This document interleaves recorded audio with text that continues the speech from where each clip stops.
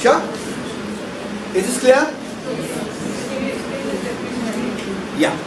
Can somebody explain this to her now? Let me see how well you have understood this. Who will explain the definition to her? A is a subset of the real line.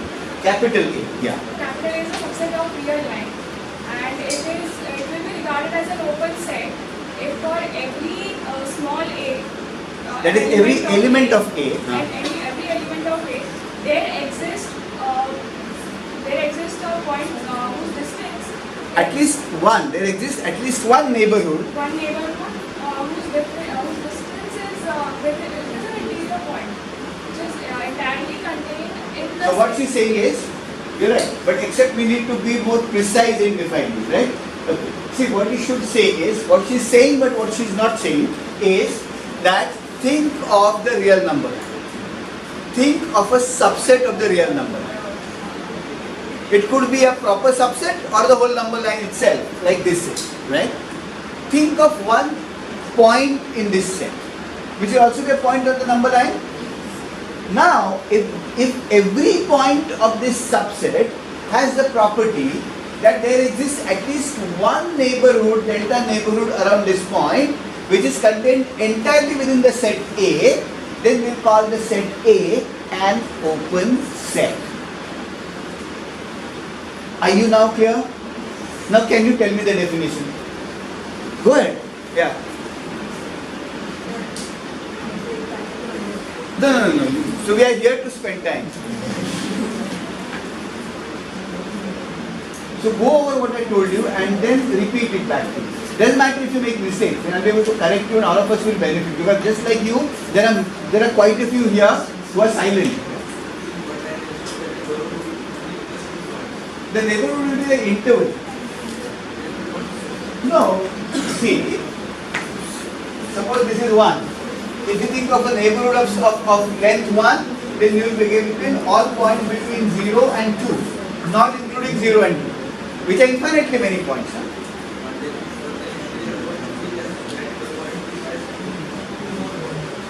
No, if you think of any point here, then you must be able to think of at least one neighborhood around this point, at least one, which is contained entirely within the set. Yeah, so you should be able to find at least some interval, at least one interval, at least 2 points around that. Yeah. Yeah, some interval in the one-dimensional space, which is contained entirely within the largest space. There should be at least one interval, at least one. A neighborhood, because in the real number line, a neighborhood is an interval. So at least one neighborhood should be there. At least one neighborhood should be there, which is contained entirely within this. Not on every point. For every point. But then if the point is towards one side and Yeah, but if the point is towards one side, that's right. But even for a point, you can always find, as long as the boundary is not included, you can always find the neighborhood around that point which is contained entirely within the set. But if you include the boundary, that doesn't work. If you include the boundary, then at the boundary there is no interval which is contained entirely within that set. So for example, if you have a set which contains all points between 2 and 3 as well as including 2, right. then at 2, is there any, for example at 2, is there an interval around 2 which is contained entirely within the set? No. So if you include the boundaries, that doesn't happen. Right? Yes, what were you saying? So what about if it's say 1.5? You're basically you keep fluctuating the delta. That's what you're saying. No. You should say there should exist at least one neighborhood. Fix the delta and the point is 1.5 and the neighborhood is 2 and 3 and the delta is Yeah, but 1. but the problem is, but there exists any delta greater than 0 is good enough. Okay, So you should be able to think of at least one delta which is contained entirely within, not every delta. Not every delta. Not every delta. Obviously not every delta will nahi hoga na. For every real number, how can an interval be contained within 1 and 0?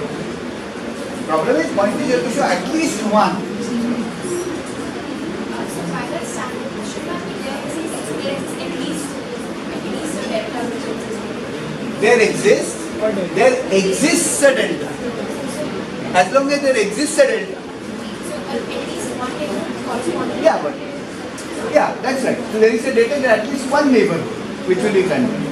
There should exist at least one neighborhood.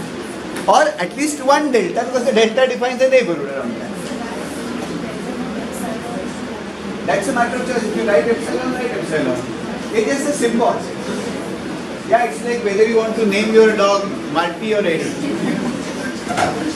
It doesn't really matter. Yeah, right? Sure, so is this idea clear? Perfect. So is this definition only applicable for a single dimension or two-dimensional? In a two-dimensional space, this would be a circle. Circle. In a three-dimensional space, this will be a sphere without the boundaries. In a two-dimensional space, this will be a circle, right? Without the boundaries. So it would actually be an infinitely large set. But you can write that infinitely large set is a small picture, right? Okay? You can actually draw finite pictures of infinite objects. Yes, they are all very interesting ideas, but we will. Sure? So it's. So what if the point is nearest to the boundary? Yeah, but even if it's nearest to the boundary, you can always find whatever neighborhood around that which is, as long as it doesn't contain the boundary, any small and infinitely small, a very small neighborhood around that point will contain entirely within the set. For example, how many points are there between 1.9999999 and 1 and 2?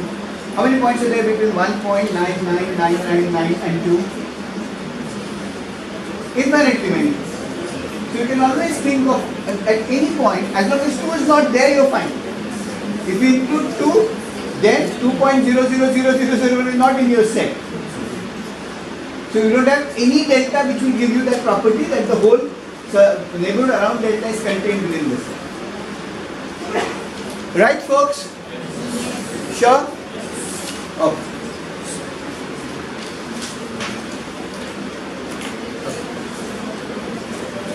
So now,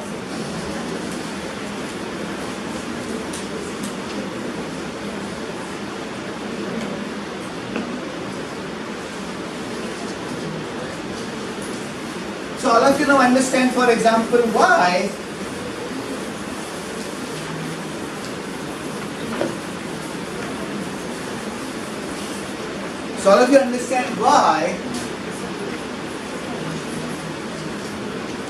a set of points which does be from A to B, which does not contain A but contains B. Is this an open set? Not an open, right? Okay, so what is it?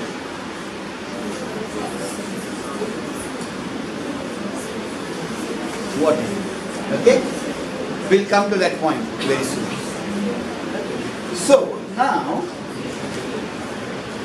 let's do a theorem.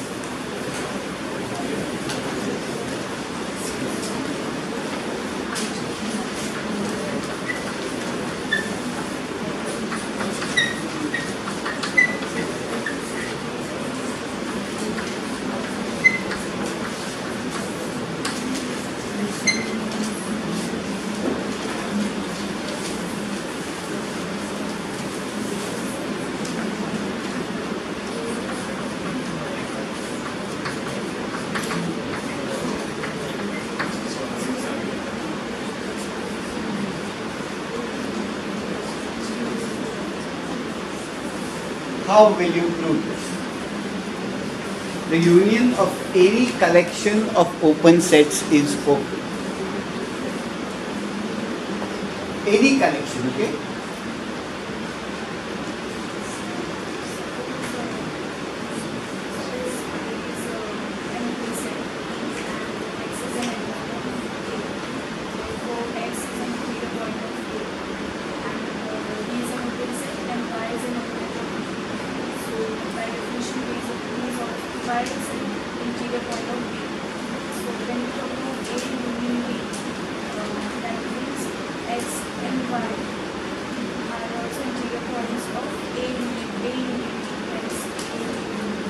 What we have to prove is she's on the right track, right?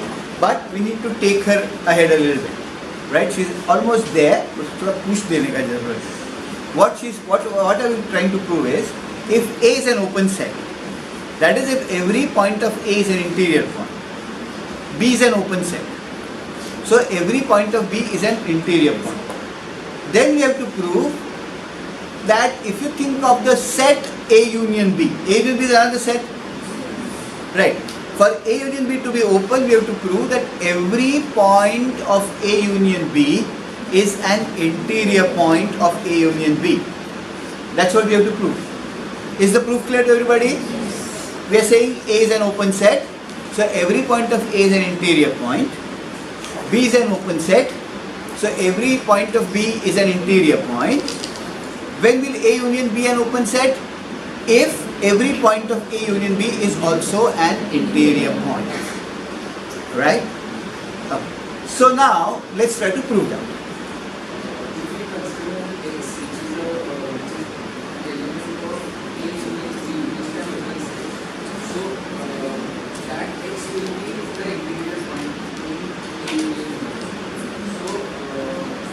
Why will it be an interior point of A union B? That's what we have to prove. No, we have to prove that A union B is an open set. That's what we have to prove. Part of A, which is A is an open set. A is an open set, B is an open set. So X being part of set A is an interior point, and Y being part of B is an interior point. So when we take union code, union includes all points of A as well as B. So X and Y both will be interior points. Thus, when we take a union, X and Y both will be an interior point of A. Do all of you agree? Yes, Pooja? So we can say that if since A and B are open sets, all points in A and B are interior points. If X is a point that belongs to A union B, it means that X is a point that belongs to A or it belongs to B. Therefore, by definition, it's an interior point. Therefore, all points in A union B. So every point of A is an interior point. If you are told that a point of A belongs to A, then it's an interior point because A is an open set. Every point of B is an interior point because once you define, that's how B is defined. Now what are the points belonging to A union B? Points belonging to A union B are points which belong to either A or B. In any case, they are interior points of A or B. Therefore, they are interior points of A union B. Sure? Who will do the grandmother treatment for me? Yeah? I think this works lovely, wonderfully. You just sit down in your bus or something and try to think of how you will explain all these ideas to your grandma. And my experience is grandmoms are very smart people. They don't, at least my grandmother never took anything that I told her at face value. She always asked me questions, which she never trusted me. Right? So it always helps to think of how you will explain these things to your grandma. So can somebody else? Fale, can you understand? Can you explain this? If A is an open set, B is an open set, A union B will also be an open set. No? Okay. How many of you cannot explain this? So let me again go over this. No, I cannot explain. You cannot. Please, any more? Sir, I want to ask one thing. Sir, if A is an open set, B is an open set, but if the deltas in both the sets are different, say for example, now I know that you cannot put one figure for example, but say for example A is... But you can always provide a counter example. So what? Yeah, so A is equal to say 1 and 3. So A is equal to 1 and 3, or A is a set of all points between 1 and 3. Between 1 and 3. So A is this. Okay? So now B is a set of points between 5 and 7. So what about the points between 3 and 5? So what is A union B? A union B is a set of all points between 1 and 3, union set of all points between 5 and 7. So it does not include points, it does not include 3 to 5. It does not include points 3 to 5. It includes points from 1 to 3 without including 1 and 3. It includes points from 5 to 7 without including 5 and 7. It does not include the gap in between. Now, the point that we are asking is this an open set? You have to argue that each point of this set will be an open set. Will each point of this set be an open set? Yes. What will be the points? Points will belong to either this interval or this interval. All those points are open set.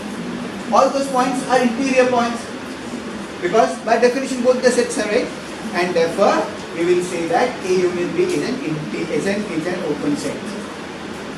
Is this clear? Yes. Sure? Ask if you have doubts. You are helping everybody. I have doubt. If A and A union B, so what will the conclusion be? What would be the? Conclusion.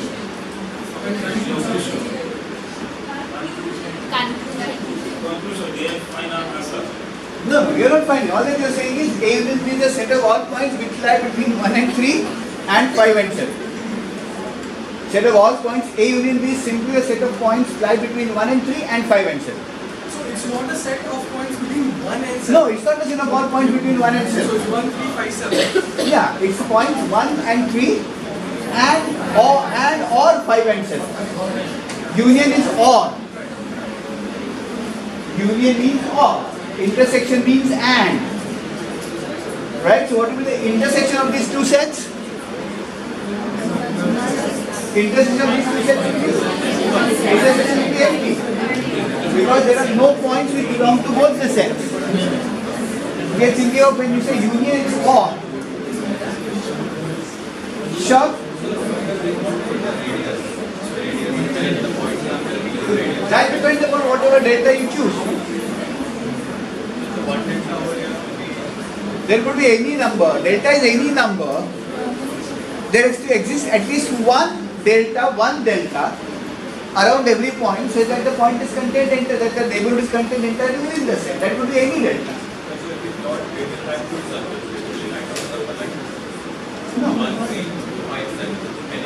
So one thing will be one interval, another will be 5, 7. And any point between 1, 3, between 5, 7, then we match the delta, we state the delta. Yeah, delta, suppose you can't use a delta more than 1 here.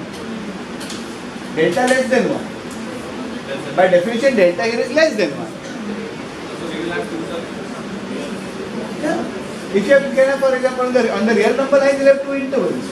On the two-dimensional plane, you have two circles. Sure? Right? Okay? Oh. So now, this in general works. This will also work for, so think of A1, A2, A3. Suppose A1, A2, A3 are all open sets belonging to R. Then by the same logic you see,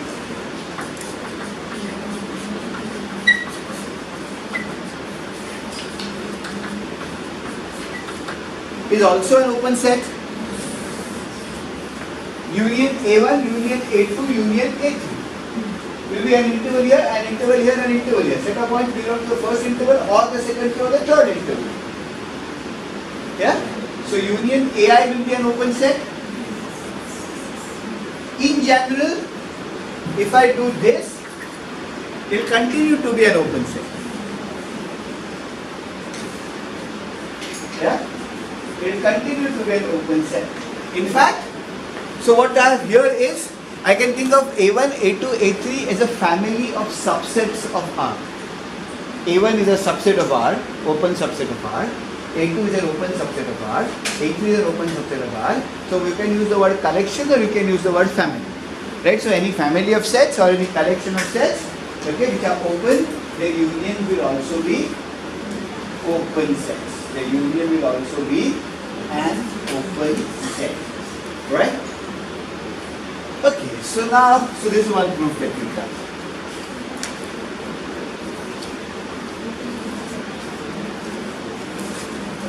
Now suppose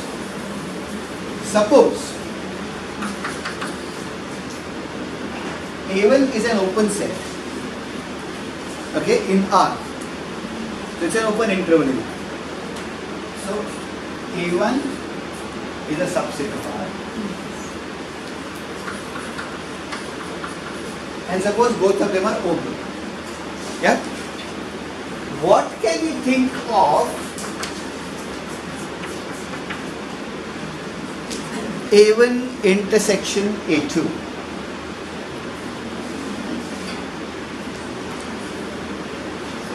Is A1 intersection A2 also open?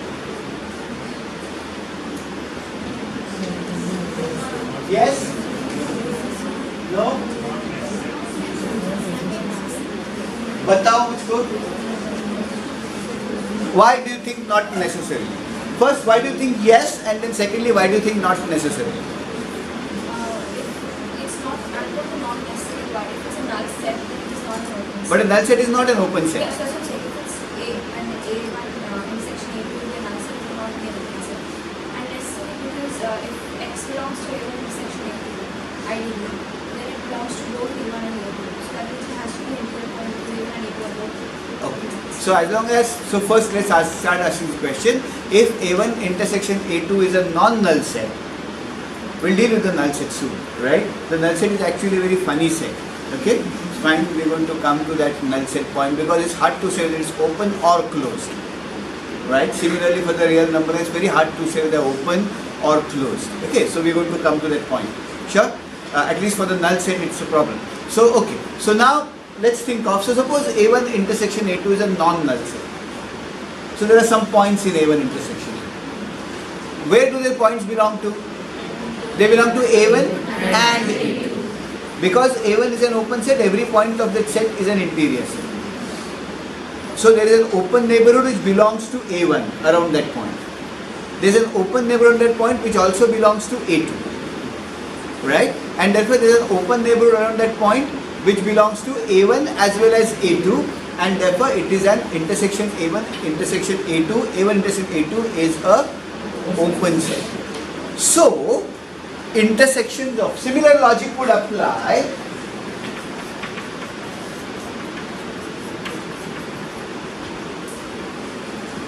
Yeah? Sure? Right? Similar logic would apply.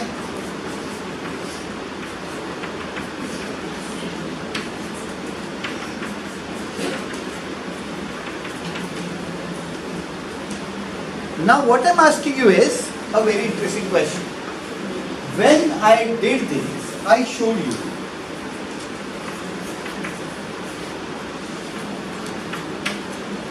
is open if all the, so if finite unions of AIs are open, I said if you make this infinite, that would still be open, right?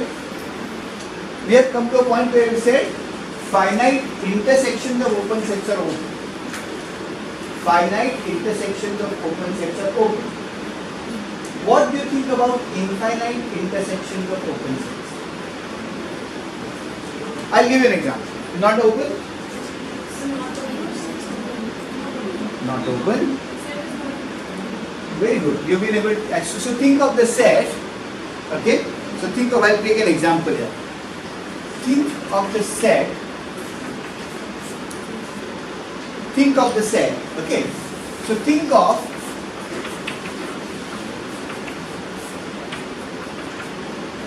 n is equal to say 2. Then what is this set? Minus half plus set of all points between minus half plus half, which does not include minus half plus. Okay. Now think of n is equal to 3. So what do I get? I have one set minus half half. If n becomes 3, what do I get? I'll get, yeah, if n is equal to 3. What would be the intersection of these two sets? What is the intersection of these two sets? What is the set of all points which belong to minus half, half and minus 1/3 and 1/3? Minus half, half is the bigger set. Minus 1/3, 1/3 is the smaller set. So set of all points belong to both the sets, the set of all points belong to the second set. Right? Okay. Now if n becomes 4, what will you have?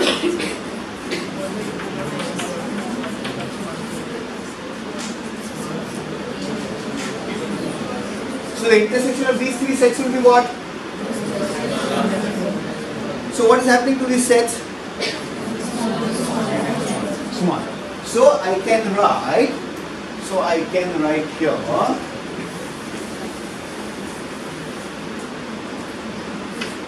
intersection 2 to 3 or 2 to 4. Okay.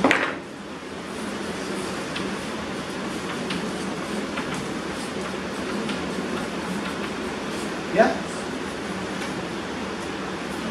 Right. 2, 3, 4. Intersection of 2, 3, 4 is minus 1 by 4 plus 1 by 4. Sure? Everybody's followed this? Yes. See, what is the set minus half plus half? What is the set minus half plus half? Set of all points which belong to bracket minus half and plus half. What is the set minus 1 by 3 plus 1 by 3? Set of points belong to minus 1 by 3 plus 1 by 3. What is the intersection of these two sets? Set of points which belong to both the sets. So what would that set be? Minus 1/3 plus 1/3. Right? Now think of the set of points which belong to these two sets and also to minus 1 by 4 plus 1 by 4. So what would that set be? Minus 1 by 4 plus 1 by 4. Right? Minus 1 by 4 plus 1 by 4. That's what I've written. So intersection of the set of points which belong to I goes from 1 to 2 to 4 with the intersection of n is equal to 2. Right? So I should write n here. Yeah? N. Yeah? If n is equal to 2, you get a set minus half plus half. Its intersection with n is equal to 3.